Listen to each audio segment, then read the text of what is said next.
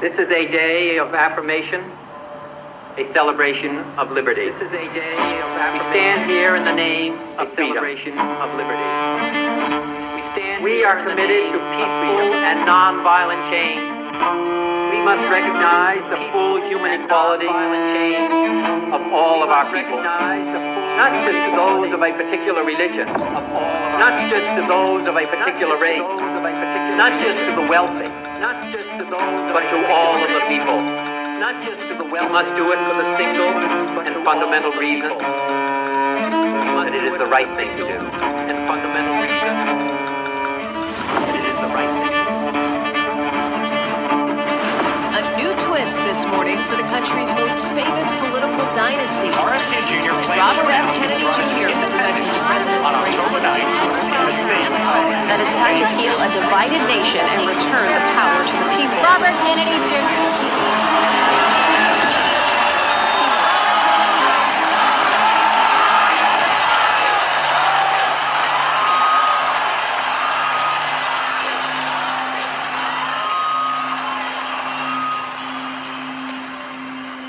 We are told today that our nation is hopelessly divided.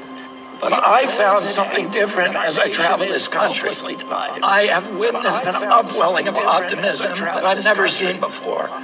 Something is stirring in us that says it doesn't have to be this way. And so I've come here today to declare our independence from the tyranny of corruption, which robs us of affordable lives, our belief in the future, and our respect for each other. But to do that, I must first declare my own independence. Independence from the Democratic Party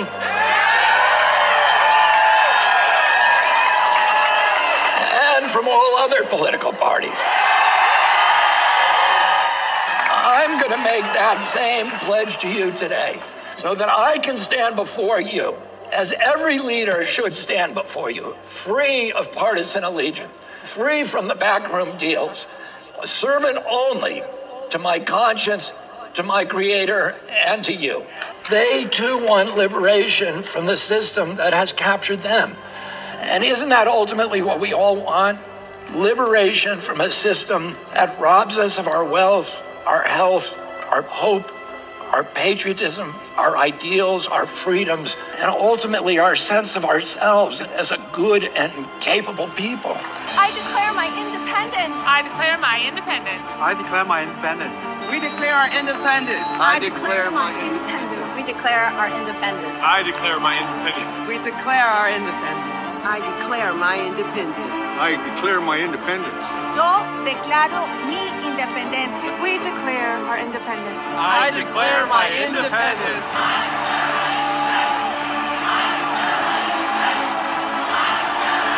Moral courage is a rarer commodity than bravery in battle or great intelligence. It is the one essential, vital quality. And so we're here. Why?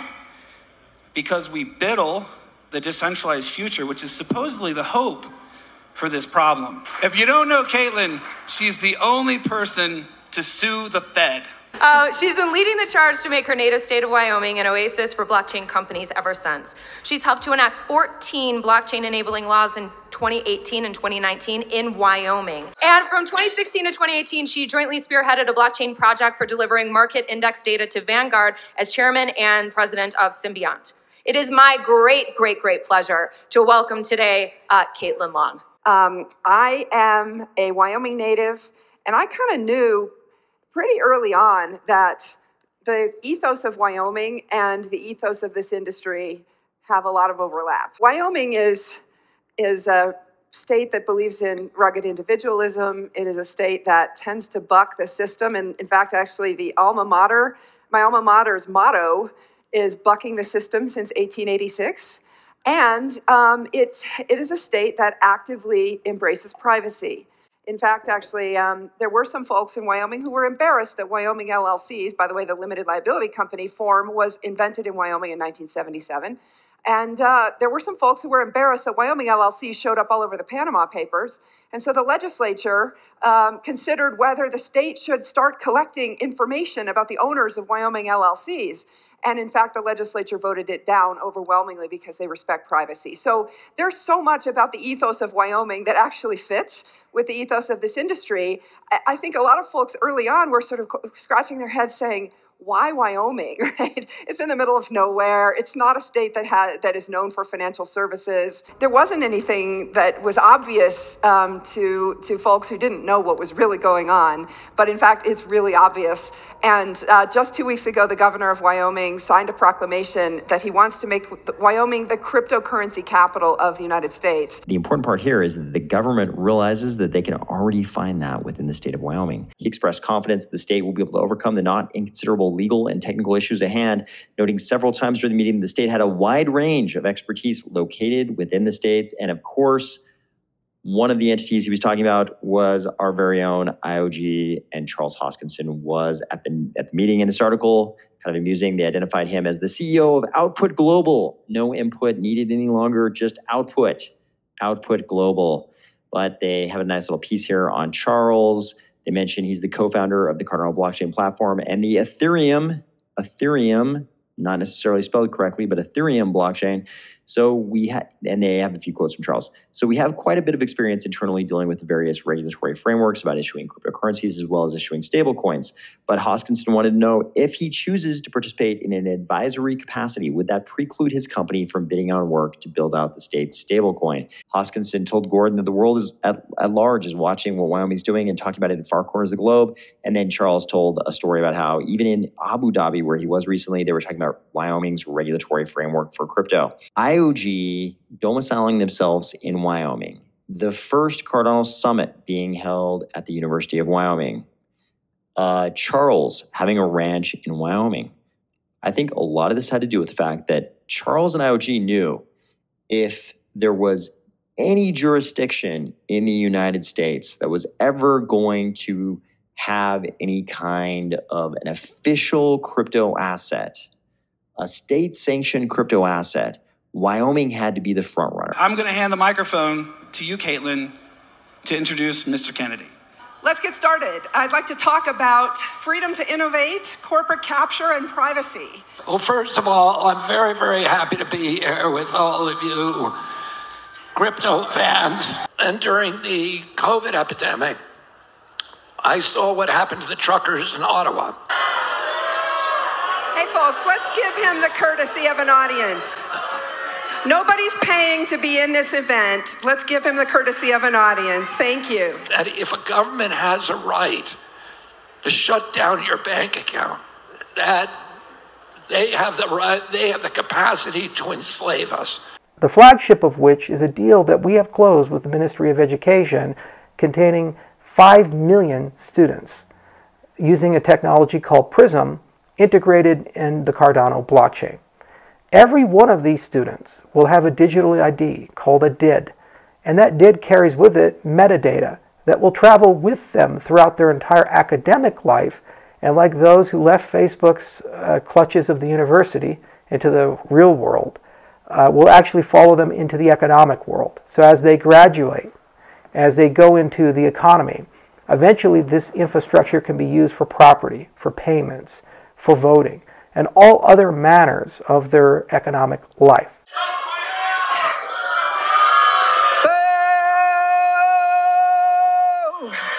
The transactional freedom was as important to a free society as the guarantees of freedom of expression. And during the Great Depression, my grandfather was the first commissioner of the SEC. And at that time, there were over 3,000 local currencies in this country. And some of them outperformed the dollar. And the more I learned about cryptocurrency, the more important it occurred to me that this is the off-ramp for our addiction to the Fed. The off-ramp from the monopolistic banking system, the globalist banking system that is using money printing to fund the wars and to shift wealth upward to this new oligarchy of billionaires while impoverishing the rest of us. And that crypto takes the control away from the government and away from these monopolistic institutions and guarantees all kinds of freedom. And among the freedoms that we're concerned about is the freedom to keep the fruits of your labor. You know, cryptos are the best hedge against inflation.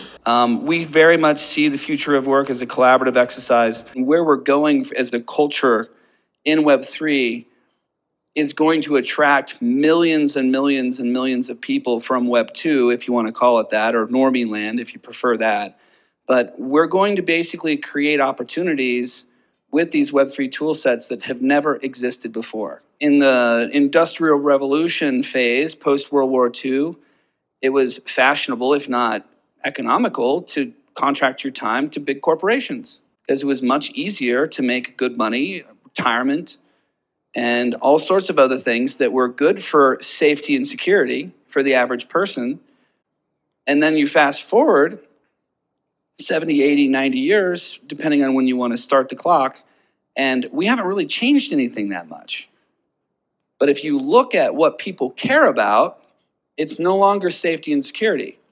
What they care about is freedom and flexibility. AB 5 is a law that basically California said platform contributors, gig workers, must be classified as employees by the people that are contracting their time. Now, they do this under the banner of like employees' rights and protecting workers. But if you ask the workers how many of them actually want to be subjugated by these companies, most of them don't. So it's the wrong solution to the right problem.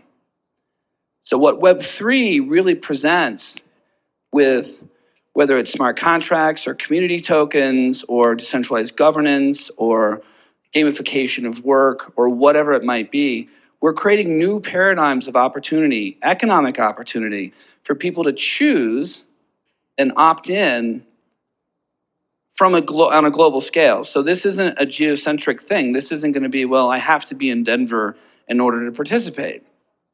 You could literally be anywhere with an internet connection and be able to participate.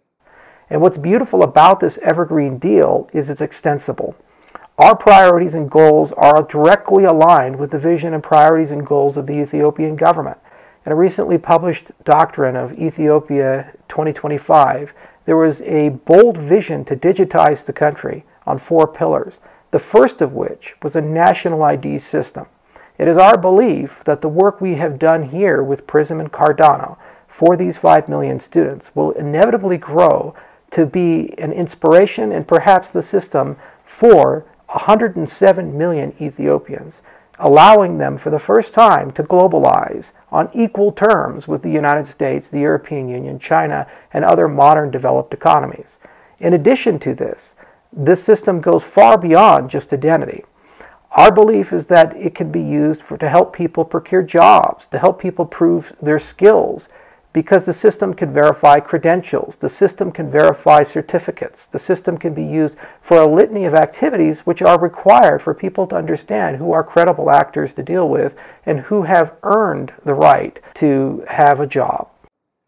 So the landscape of work is going to change fundamentally in ways that might not even be fathomable today. You know, after I went to the Miami conference, I bought a bunch of Bitcoins for my kids. And I'm going to buy some Ethereum after I leave this place. This is the way that we preserve wealth. And we're seeing that real value reflected in the prices, these big spikes in the prices that we're experiencing in this space. So, it's about freedom, all kinds of freedoms. The freedom to keep the fruits of your labor, freedom of speech, and all the other freedoms that we care about, transactional freedom. The real value propositions of blockchains are interoperability and creating great Web3 experiences. So we believe really deeply in being able to carry your wallet outside of the game. We want interoperability, permissionless extensibility, and great UX to be the default for every Web3 game. We allow the player to connect their wallet to our native desktop application, and then we pass the player's wallet into the games that they play. So you can connect a MetaMask mobile wallet by scanning a QR code, and then every in-game transaction will pop up on your phone. It's very similar to the flow for Fortnite. When you buy a skin in Fortnite, it pops up on your phone to approve it. We do the same with MetaMask Mobile, but we also can support the browser extension, in the MetaMask browser extension inside of native games. With Hyperplay, we paint the player's wallet on top of the game and allow the player to do in-game transactions. Black Mirror. The episode shows us a society where you ride a cycle to earn merits, and use those merits to buy stuff. And they are to believe that cycling charges cell, which powers everything. And they even have options to customize their avatar, but all against payment of merits. We also see that they need to pay for food with their merits. We're running a simple REST API that you can use to integrate with all of these wallet solutions. So you can integrate with over 40 other wallets through Wallet Connect as well. Any transaction request or signature request, any kind of request that you can make on MetaMask today, you can submit to our REST API. Hyperplay is going to convert that into whatever wallet solution that the player selected, and we're going to overlay the wallet approvals on top of the game. You know, it's about freedom, all kinds of freedoms. The freedom to keep the fruits of your labor, freedom of speech, and all the other freedoms that we care about, transactional freedom. I'm here to talk to you today about Hollowchain, and in particular, a certain architecture we can do with Hollowchain focused on integrating it in with other blockchain technologies. It is a open source framework for building peer-to-peer applications. And one of the things I love most about this technology is it took deep inspiration on how nature coordinates and how nature is organized. And this project centers about the concept of organism and society as an organism. And I wanted to ask you, I think, two questions. One is the degree to which the Greek city-states were kind of an organism, and also how that was understood by the people at that time. The whole metaphor of society as an organism, of course, was present in people's minds, such as Aristotle and so on. So not only did the Greek city-states kind of qualify as an organism in ways that we'll get to, but also that's how people were thinking of it. The rate of change is actually outstripping the rate at which the sociologists can understand these changes. So by the time we're at the age of Plato or Aristotle, there's something like 1,000 of these around the Mediterranean.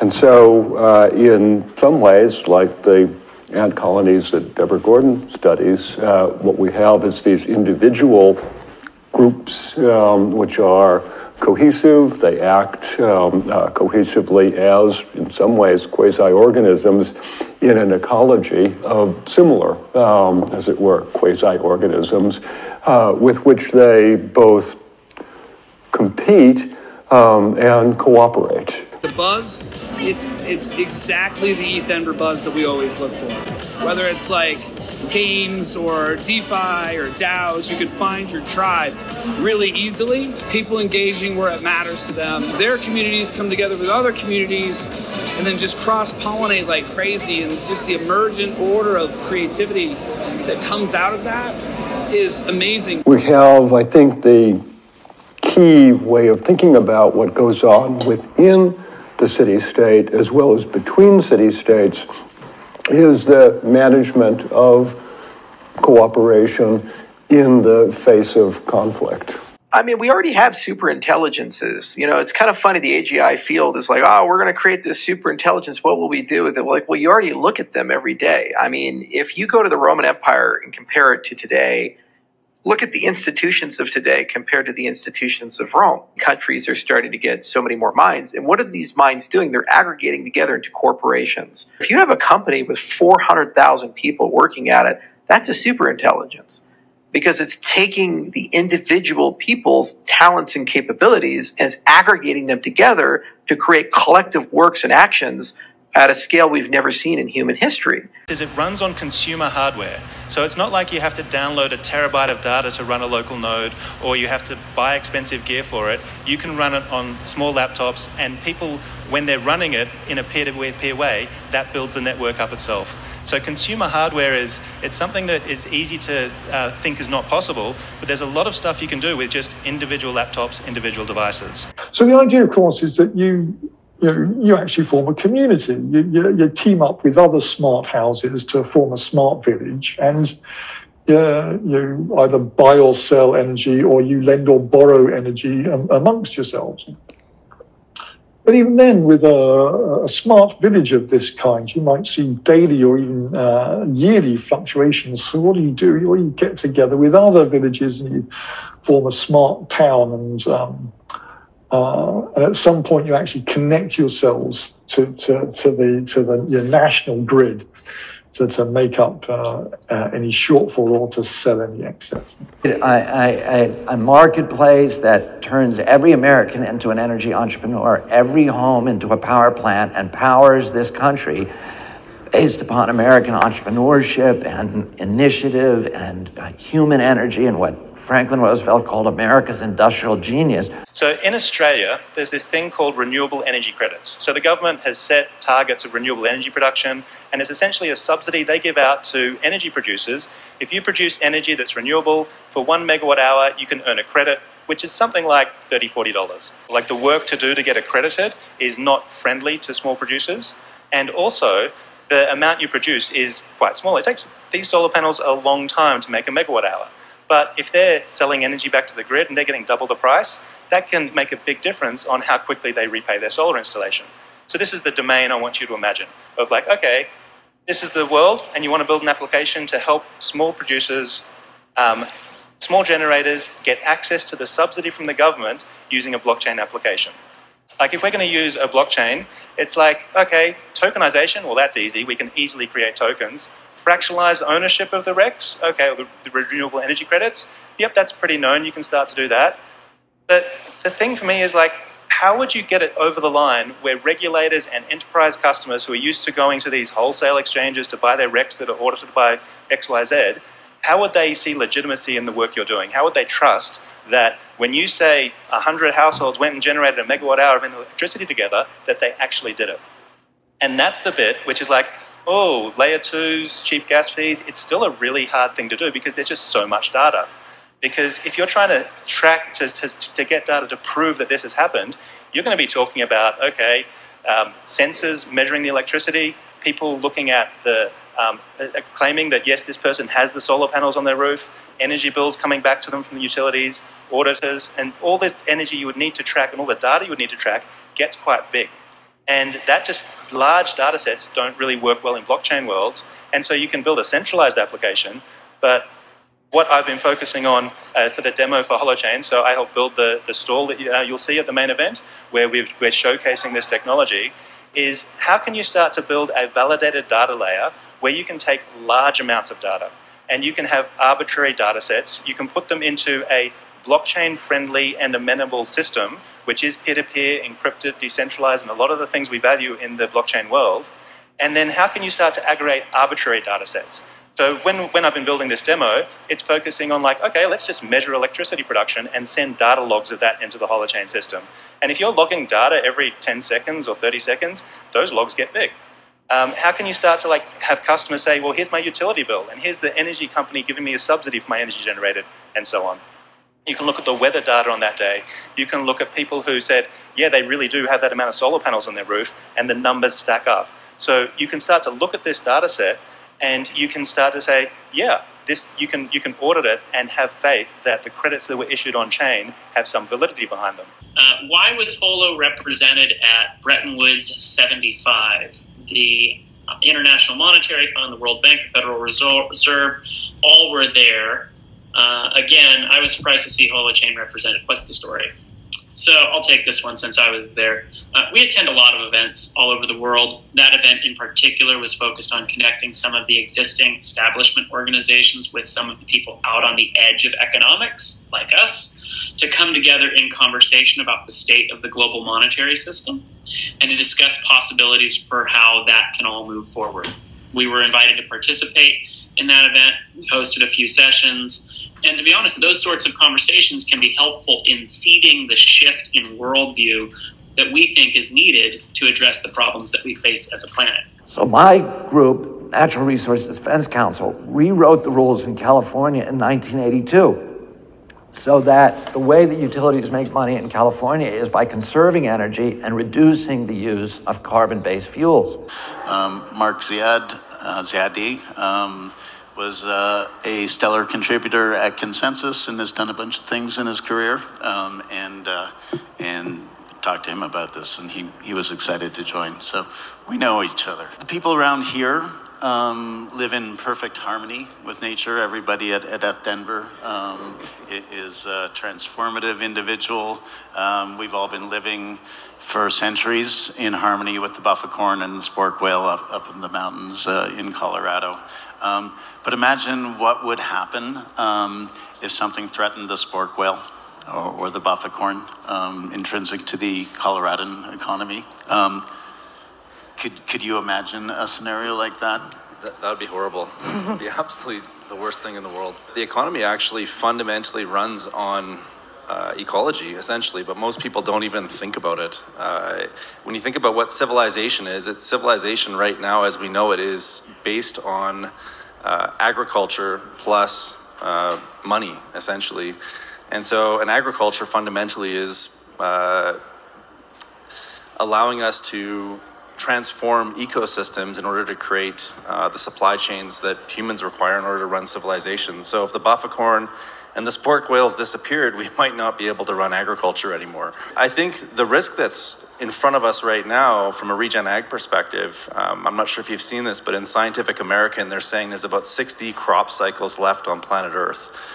So there's a whole bunch of alarm bells that are going off on what does it actually mean for us to continue to have a supply chain, specifically food and water, in light of some of these liabilities that are right in front of us right now. When I did my first environmental book was with the Riverkeeper, I told the publishers of it that I wanted to write a book about the environment without ever using the word sustainability, without ever using the word environment, without ever referring to climate. And that the book was going to be about corruption. It was going to be about stealing public assets, destroying the Commonwealth, and about subverting democracy. Daniel Schmachtenberger, one of the greatest minds, thinkers, philosophers on the planet, sense maker in a sense, or this doesn't make sense pointer-outer. He's pointed out that essentially we're operating with an exponentially growing financial economy, which drives our economy, our real economy, far too hard and far too hot. And we're seeing that real value reflected in the prices, these big spikes in the prices that we're experiencing in this space. And essentially, this exponential economy is driving what could be a more linear, more balanced, more circular economy even. Daniel talks about the third attractor, right? And the fact that we're kind of right now stuck between two options, which is either increased centralization or anarchism, right? And I think the answer really is progressive decentralization. So it's the continuation of this mission of progressive decentralization across all levels. I think in the crypto space, we've been focused so far heavily on self-custody of bits, so digital assets and data. And we are now starting to move more into self-custody of atoms, which really means physical infrastructure.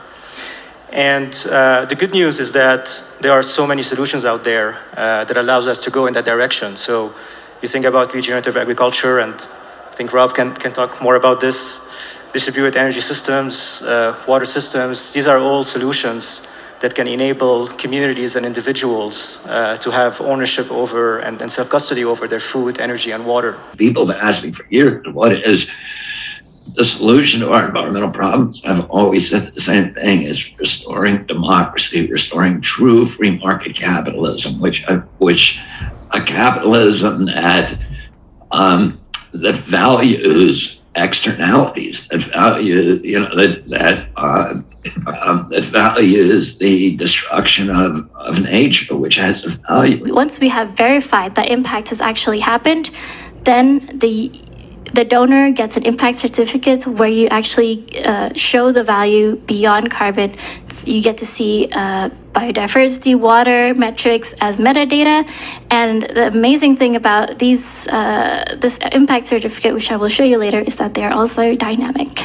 These are the NFTs. We created this for our project in Paraguay. We empower local communities with technology to measure one of their valuable assets, nature. I will go into here and I can choose to fund this project, and as a receipt, I get an NF tree. And all of this encompasses, it becomes proof of care. As you can see, this is again the recent drone images and project funding history to make it as transparent as possible. And it's the undervaluation of those public trust assets that allows us to use the environment wastefully. And it's interesting because I sometimes wish we have some technology incentive layer that can enable coordination at scale. We learned a lot doing the common simulator as far as like trying to make easy UX. And then this is like the first prototype of a dashboard like this. A really interesting observation about all of this is that it does have like these game vibes, but it's like not a single player game, right? It's a multiplayer game, and that multiplayer game has a sort of path of mastery, and you're starting to lay out that path and giving the community the opportunity to level up through these, different interactions, these different decisions, to learn from their decisions. And, in a sense, I kind of envision that same future Trent was talking about earlier, where eventually, the user experience or the community user experience starts to feel like, a game, but it's not a game in the sense that they don't care about the outcomes. It's a game in the sense that they feel as though they can interact with it and understand what's going on. And, in particular, I would say economy is a multiplayer game, like political economy is a multiplayer game. And we have to build the tools that allow people to play it cooperatively, even when they don't agree on everything. Do you know something about that? I've been doing some reading recently, yeah. Yeah, I think I heard the term Web3 and crypto maybe, or something like that. I'm a strong proponent of actually starting small and learning how to build DAOs as social and economic infrastructure and sort of letting them grow and scale as we understand them better. But we still want to start with the approach or the knowledge from building large scale systems. So if we can start build those networks, right, of autonomous communities. What exactly are freedom cells?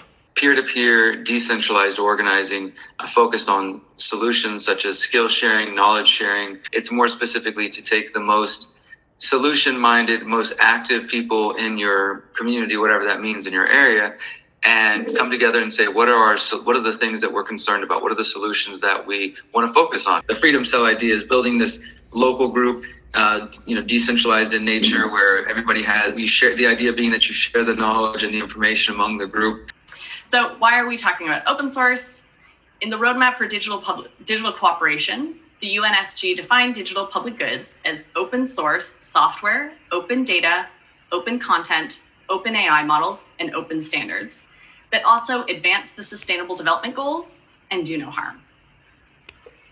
So based on that definition, the Digital Public Goods Alliance has worked to create a standard that operationalizes that definition with the goal of creating an objective, common understanding of what makes something a digital public good. So from those three components in the definition, we worked collaboratively with a bunch of experts and different institutions to produce a 9-indicator standard that requires digital public goods to use an open source license, but also share documentation, follow laws, and to be developed in a way that avoids doing harm. And you work together, and as you're building these groups in cities and towns around the world, the idea being that in the long term, these groups start to connect and to form a larger network. And we believe that in the long term, this is going to be a parallel network that will offer people a way to live and thrive outside of the Great Reset system, the technocratic system that these people are trying to build. Right, and so in strictly biological terms, what we have here is what would be called a metapopulation. We have a population of populations. You just said there were nearly 1,000, and that they're competing. They're in some sense replacing each other, and they're certainly trading information extensively, and they have a subsistence ecology. So it was very easy for me, with my ecological background, to appreciate what you were writing as, you know, definitely a multi-level evolutionary process. That have self-custody over food, water, energy, data assets, so both bits and atoms. We can really usher from the paradigm of linear extractive economies, where basically, you know, users have an adverse relationship with businesses, to an economy that is more regenerative, circular, resilient, even anti-fragile. So today in California, the utility CEOs will go to the Public Utility Commission and say, we want to tear the Edison light bulbs out of 1 million homes and replace them at our cost with LED light bulbs that provide better light and that use 12% of the energy. We want to go into 1 million homes and tear out the antiquated hot water boilers and air conditioners and replace them with more efficient models that use 8 or 10% of the energy. It's going to cost us $100 million. We want to make 15% profits, and they stamp it approve, and they go ahead and do it. And as a result of that law, utilities in California make money by doing good things instead of making money by doing bad things to the rest of us. This is an arbitrary system. What I think Hollowchain is exceptional at is building auditable, large, validated data stores and linking them up to blockchains with simple links. Then you can do whatever you want in the blockchain world, where it's, you know, it's really good at the tokens, at markets, at trading, and so on. So if you can get the validated tokens into there, you can do lots of stuff. And I think combined, they will really increase the scope of what you can do with blockchain and on-chain stuff. As part of the demo, I built a login with token proof. So you can log in, it proves you have the address, and then you can start to have transactions which are only valid in the Hollowchain world if it's signed by that Ethereum address. And so this flexibility with capability tokens to give new people access. So that is so quick introduction of Hollowchain, a quick conversation about using it as an auditable data validation layer, which I think is a really strong use case for it. And so what we've built for the demonstration of the stall on the main event, it sort of rhymes with renewable energy credits. We're calling them human energy credits. And essentially, we've got a couple of exercise bikes. We've hooked up generators to them so they can generate electricity, and we're measuring how much energy they are generating. A little bit like how a household would generate electricity from their solar panels. We're aggregating multiple generation claims into a single issuance, and then issuing that on-chain with a link back to Hollowchain, so you can say, hey, this random person on Ethereum has issued some tokens. They say they are valid human energy credits. Prove it. I'm going to talk about this as issuing tokenized rewards, but I don't necessarily mean on-chain tokenized. I just mean that like rewards are tokens, like stickers for your, kindergartners are tokens. So in this sense, we're pointing out that it matters not just that you're getting rewards, but it matters how those rewards are distributed. If you give stickers to everyone, or if you give 20 stickers to one person and 1 to everyone else, that's going to affect how people perceive those rewards. It's not just, hey, I got some. It matters the individual allocation or distribution as well as the collective quantity. Follow the link, go back to the application and see who cycled when. Black Mirror. The episode shows us a society where you ride a cycle to earn merits and use those merits to buy stuff. And they are to believe that cycling charges sell, which powers everything. To actually say, do you trust that credit or not? So, and there's lots of other things going in that space, but that's the store we built up. So it's been a lot of fun. Also integrating the thing with Hollowchain as well, is because it's a lightweight client, like you can run it on really small devices. And I've got a bunch of Raspberry Pis acting as sensors, which are feeding into the application, which actually signs the things and integrates with the network. We need a marketplace, and when we develop that kind of marketplace, we all are going to experience the prosperity of it. And we've done this before. In 1979, we built an ARPANET grid in our country, a national marketplace for the internet.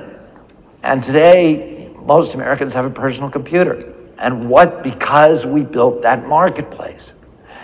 And what happened to the cost of information, of bits and bytes?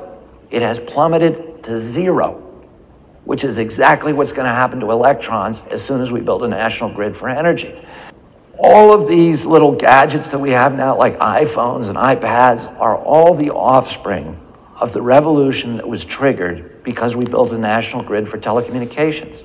Large sort of cyber physical system, which I'll define later, which is the whole world. And that world has issues in its own right, and I'm sort of interested in ways that we can use our understanding of systems to change it for the better. So my talk is actually about cybernetics, which you may or may not have heard of. I'm going to use this sort of limited definition where we talk about the domain of social science and economics and the methods from complexity science and systems engineering. It's more than that, but I'm not going to try to explain this whole diagram or the several transdisciplinary definitions that exist, but what really matters is that this is sort of a formal science of steering systems, and not necessarily in the sense of centralized control, but in the sense of systems that have their own objectives, wants, needs, and they're sort of co-steering each other. It's a sort of critical, sort of semi-formal field that's used to understand the way systems interact with each other. What's tricky about this is that it's effectively an expression of a collective action problem where it's unlikely that everyone will ever totally agree, and part of the reason you use a measurement apparatus is to make it more legitimate and feel more fair because everyone agreed to those rules in advance. The tricky part, though, is that it doesn't necessarily guarantee the desired outcomes. It's a sort of pretty canonical policy-making problem where you set up the rules thinking that you're going to get a particular outcome, and then something else happens. And normally that means revisit the rules you made and ask whether you need to adjust them to drive the desired outcome. And that's how the free market ought to work. You have to rationalize the free market so that it serves the public rather than destroys the public interest. Or you could actually interact with them and get them to decide what needs to be turned off in such a way. And so now we actually have humans in the loop because we really have a partnership between our computational and human intelligence. So how are we going to solve it? Well, here it is. Here's the solution. It's self-organizing multi-agent systems. We can look upon these situations as involving a set of autonomous and heterogeneous peers, whether they're human or computational intelligence. I declare my independence. I declare my independence. I declare my independence. We declare our independence. I declare my independence. We declare our independence. I declare my independence. We declare our independence. I declare my independence. I declare my independence. And they have to interact in such a way as to solve a collective action problem. These kinds of social dilemmas have been hugely studied in philosophy and economics under the umbrella of game theory, the science of strategic interaction, if you like. It's given that you model the people involved in these situations as players. There are a set of actions that are available to them and a set of outcomes that will happen depending on what choices each player makes. So basically it's here they're proposing to simulate small proteins by using a physical building as a computer.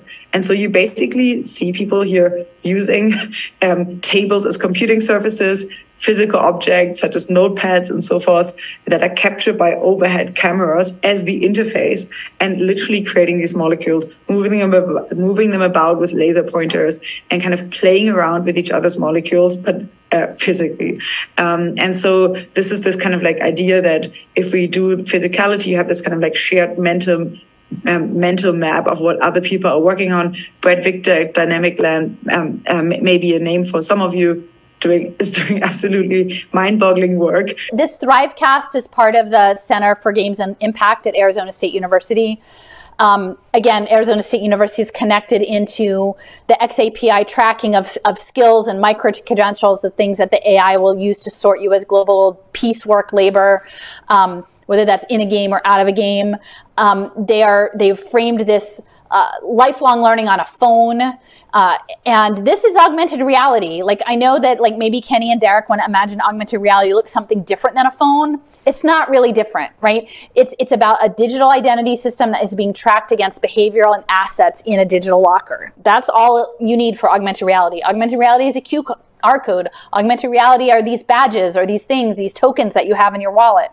That is what augmented reality is. It doesn't look like a game necessarily, because the game is going to be over the entire land, and the game is going to be run by the CIA. And a lot of it is going to focus on quote unquote sustainability, which is fake sustainability, which is a militarized, turning the world into a parody, a replica, a counterfeit of itself. And it's going to be framed as, we care about your mental health, like this glue software for self-improvement in relationships. They're pitching it through, targeting formerly incarcerated youth as this lifelong learning platform. So when we talk about living in the CIA's video game, it's nudges in the world through your freaking phone and your blockchain identity. And to me, if Splinterlands is truly the biggest blockchain gaming platform there, and it has the backing of, the Blockchain Founders Fund, and behind that, Tim Draper. It's there because they're looking to pivot that into something bigger that is going to meld a gaming platform and an online learning platform. And basically allow us to generate positive externalities and solve a lot of those negative externalities that we're dealing with today. And so at Fifth World, we call this basically regenerative living or regenerative network states. Cybernetics is actually coined with respect to Plato's reference about the study of self-governance in one of his texts. The word cybernetic was first used by Ampere to refer to the study of the science of government, and in fact its contemporary definition is related to the early control systems and economic network theory that was being applied to everything from evolutionary biology to other social and economic regulatory systems. If you want to go a little deeper on some of that, I do recommend listening to Kevin Nowaki's podcast, Green Pill. He had a three-parter with Daniel Schmachtenberger. Look up Schmachtenberger; it's exactly how it sounds, spelled exactly how it sounds. But it was absolutely essential synthesis of thinking about our own decentralized protocol ecosystem and what Daniel speaks about all the time. That the federal government at this point is making a war on cryptocurrencies, and that it's doing everything that it possibly can do to end the innovation in cryptocurrencies. And the impact is that it's driving it offshore, it's driving it to Asia, parts of Europe, and we should be, as president, I'm going to make this country the hub of cryptocurrency and blockchain stablecoin innovation for the world.